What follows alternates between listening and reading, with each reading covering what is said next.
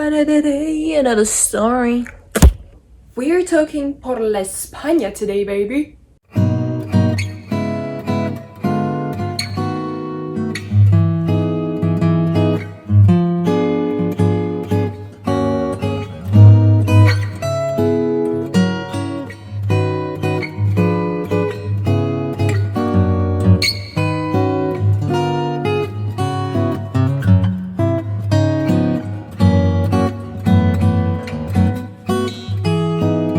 Okay, if you happen to be in Barcelona just for a day, you might want to see this video.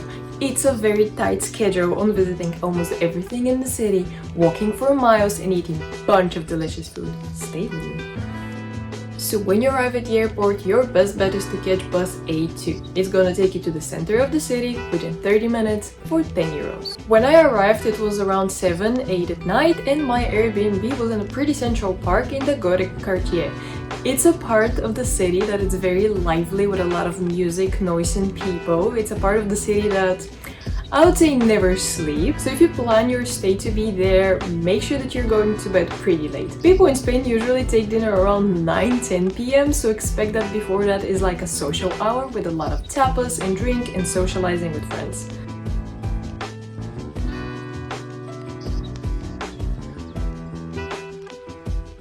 After dinner, I decided to take a walk around that Gothic part in the city. An interesting thing that I found was on the corner of the buildings, they were like ornaments and decorations, which I tried googling, like why are they there, is there any purpose, but I couldn't find any answers. So if you're Spanish, if you're from Barcelona, if you know anything about it, let me know down in the comments. I'm pretty curious to know. Okay, if you only have one day for exploration, let that motivate you.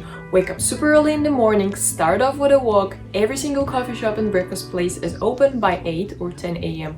Grab breakfast and start. Let me start here that countries like Spain, France and Italy are countries that you need to taste. You cannot just go there for the sightseeing. You just have to eat there to feel the culture, immerse and experience every single thing. I personally woke up pretty early that morning, which was around 7. By 8 o'clock I was out of the door. I found this perfect bagel place with nice coffee and chai. Let me tell you here that food tourism for me is the most crucial part of the whole experience. I've never had such a great chai latte in my life. I still remember that taste. So grab your bags and let's go. The previous night and the following morning was pretty rainy, dark and cold, so I decided to have a museum tour while the weather cleared out outside. So book your tickets the night before, which is a huge time saver if you don't want to wait on long queues.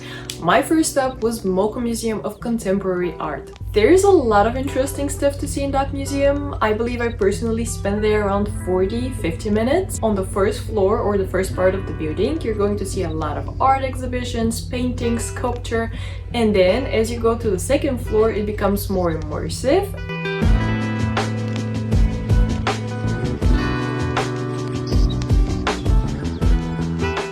There's Banksy exhibition on the other side of the building, which is very impressive and very scary in a way, like, look at this.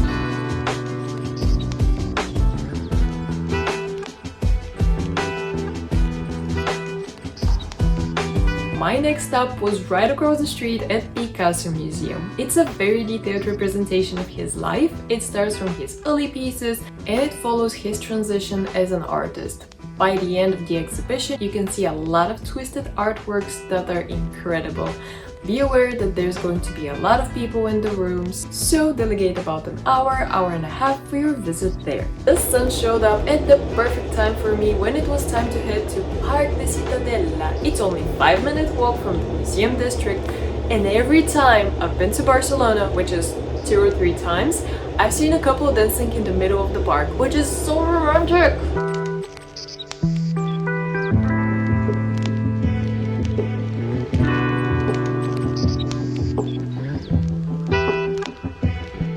Our next stop is going to be La Sagrada Familia. It's only 25 minutes walk from Parc de Ciutadella. Don't let that discourage you. There's so many empanada places which are going to support you emotionally on your walk there that you're not gonna feel it at all.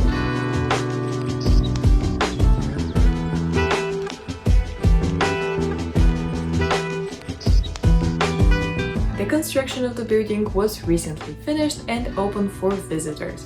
I personally decided to avoid the big queues and head for our next stop.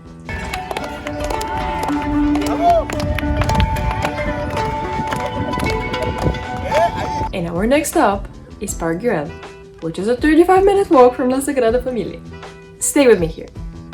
Don't rush to hate me. It's only 15 minutes uphill. I promise you, the walk is very scenic. You're going through nice parts of the city, a lot of bakeries, a lot of nice coffee shops. Just stay with me. Don't get the public transportation. Don't get a taxi. Just walk. These 15 minutes of incline are nothing. I promise you. You can stop for water. You can chill. You can sit. You can take a breath. Just go there. I promise you that by the end of this walk, you're going to have awesome view over Barcelona. You're going to see the beach, the sea. Then you're going to take your photos. There's a lot of terraces, nice parks, nice buildings over there. Very Instagrammable location. Just don't give up on this one. I promise it's the highest, the furthest point that we're going today. Yes, it's gonna take your breath, both literally, physically, emotionally, but it's worth it. It's only $10. If I didn't tell you this, I don't know what will.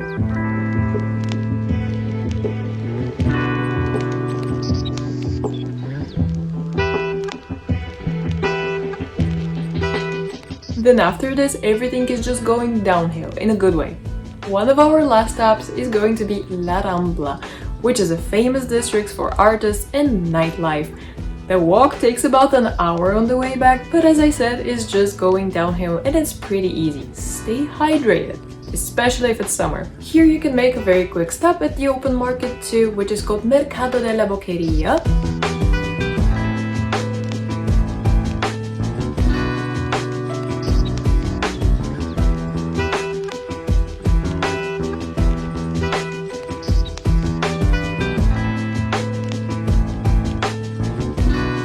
On that same street, I stumbled across something called Pasta Market. I'm personally not the biggest fan of pasta. I don't really care for it, but if it was good pasta, you know, it warms up your soul. I don't have anything against it. So, check this place. It was actually so nice. I can still taste and sense that warm, nice pasta. Maybe it was a very rewarding gift after all day of walking. I made quite a lot of steps. I burned all of my calories. I made that booty workout. Everything was so good. I just hope I stayed a little longer in Barcelona because it's definitely worth visiting for more than a day. But I hope my guide was useful for you, at least to an extent. Barcelona for me was just a quick stop to my end destination, which was Porto. So in my next vlog, I'll see you in Porto. Bye!